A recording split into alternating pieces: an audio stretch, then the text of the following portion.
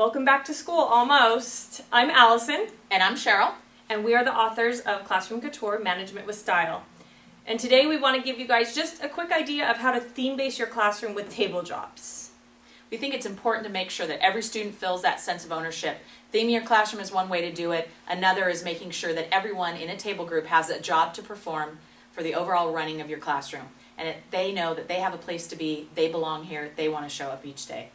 And giving kids ownership in their classroom is huge, and it just creates that sense of belonging. Everything we do in our classroom, we base around our theme, and we have 5 different themes in our series, but like we said today, we're just going to give you a quick sample of our What's Cooking table job themes. And again, all of this that we share with you is included in the book for you to recreate. And it's at classroomwithstyle.com if you'd like to find where those are, and you'll find all of this information that we're going to share with you today. So what I'm going to go over right now is the table jobs and how we theme them. Call them kitchen jobs. Our first one, and one student would have for the week, and they keep this job for the week and then they rotate.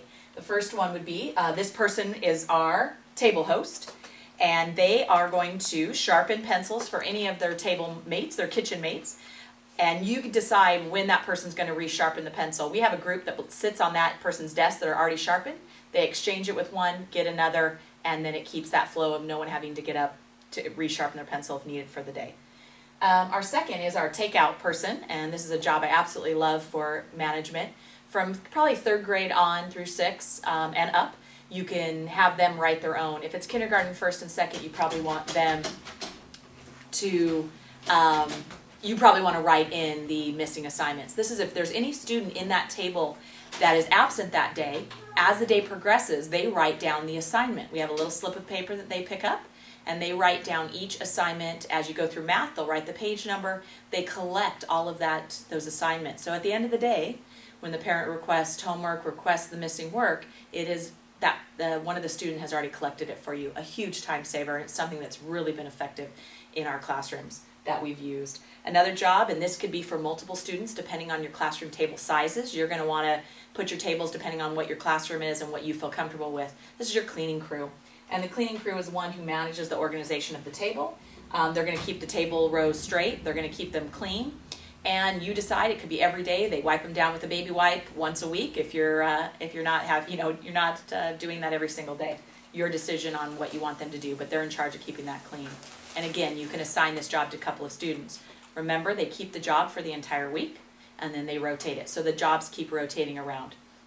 Another job that we have is our server, and this person is responsible for passing out and collecting papers for their table.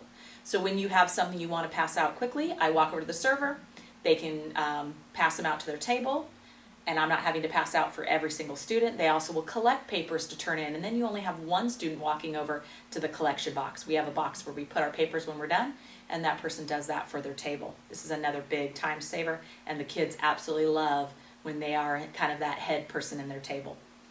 Another job is our cashier, and the cashier helps monitor classroom money. We do have a monetary system that's based on the theme. We'll talk about that and share that idea a little bit later. But this one, they can also keep track of the table points. We give points and rewards for that table for following along with the classroom expectations. And this way, I have a student, they have a little piece of paper, they make tally marks for their points.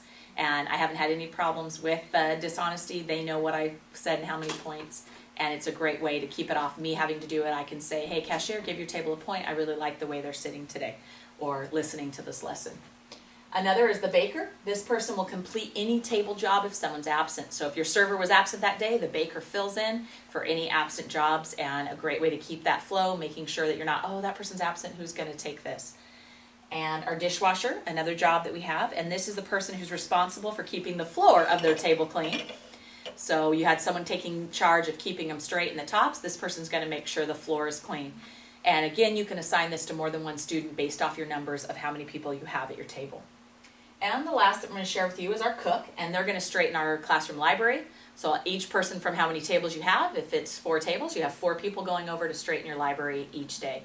You decide on your numbers. If you have 3 tables, 4 tables, your numbers based off your classroom size.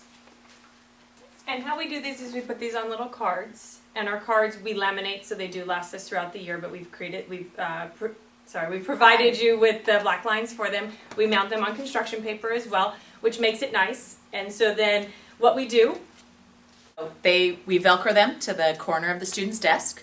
Again, that stays all week. On Friday, at the end of the week, the students do this themselves. They know we're going to rotate it this direction, depending on what your tables look like. They tear theirs off, move it to the next person, and it goes down. And then that's now you're the baker for that week. This person's the cook, and it moves down her. You talk about your expectations of not playing with them, making sure that they stay on. If they'd like to be part of the table jobs that week, they're knowing that it's something not to play with, and they have no problem doing that because they really want to be part of that. They know they have a job. We have students who come back saying, oh, I don't want to be absent, I'm going to miss it when I'm this job, because it feels, they have that ownership that it's not just you providing that management, they're part of the classroom. So that's our tip for today, and we want to share.